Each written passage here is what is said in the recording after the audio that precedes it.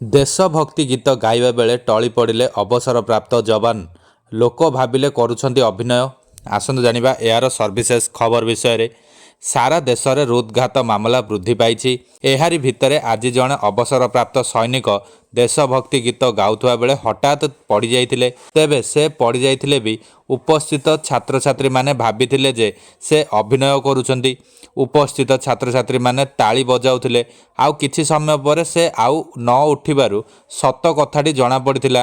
ମିଳିଥିବା ସୂଚନା ମୁତାବକ ଅବସରପ୍ରାପ୍ତ ସୈନିକ ବଲବିନ୍ଦର ସିଂ ଛାବ୍ରା ଆଜି ସକାଳେ ଇନ୍ଦୋରର ଏକ ଯୋଗ କେନ୍ଦ୍ରରେ ମା ତୁଝେ ସଲାମ ଗୀତ ଗାଉଥିଲେ।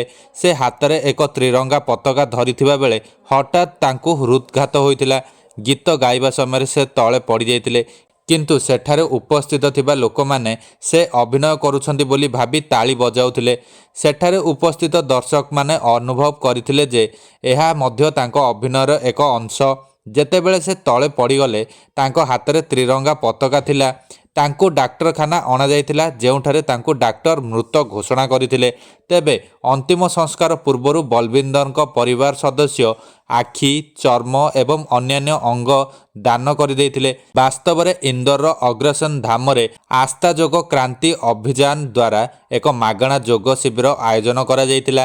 ଉଦ୍ଦେଶ୍ୟ ଥିଲା ଯୁବକମାନଙ୍କୁ ଯୋଗ ସହିତ ଯୋଡ଼ିବା। ଏହି ସମୟରେ ଛାବ୍ରା ମଞ୍ଚରେ ତ୍ରିରଙ୍ଗା ପତାକା ଧରି ଏକ ଦେଶାତ୍ମକ ବୋଧ ଗୀତ ଗାଉଥିଲେ। ହଠାତ୍ ସେ ମଞ୍ଚ ଉପରେ ପଡ଼ିଯାଇଥିଲେ। କିଛି ସେକେଣ୍ଡ ପାଇଁ ସେ ଏହିପରି ଚେତାଶୂନ୍ୟ ହୋଇ ପଡ଼ି ରହିଥିଲେ। ଉପସ୍ଥିତ ଲୋକମାନେ ଭାବୁଥିଲେ ଯେ ସେ ଅଭିନୟ କରୁଛନ୍ତି, ତେଣୁ ସେମାନେ ତାଳି ବଜାଉଥିଲେ। ପରେ ଯେତେବେଳେ ପାଖରେ ଠିଆ ହୋଇଥିବା ଜଣେ ବ୍ୟକ୍ତି ତାଙ୍କୁ ଉଠାଇବାକୁ ଚେଷ୍ଟା କରିଥିଲେ, ସେ ଆଉ ଉଠିନଥିଲେ। ଏହାପରେ ତାଙ୍କୁ ଡାକ୍ତରଖାନା ନିଆଯାଇଥିଲା। ସେଠାରେ ଡାକ୍ତର ତାଙ୍କୁ ମୃତ ଘୋଷଣା କରିଥିଲେ।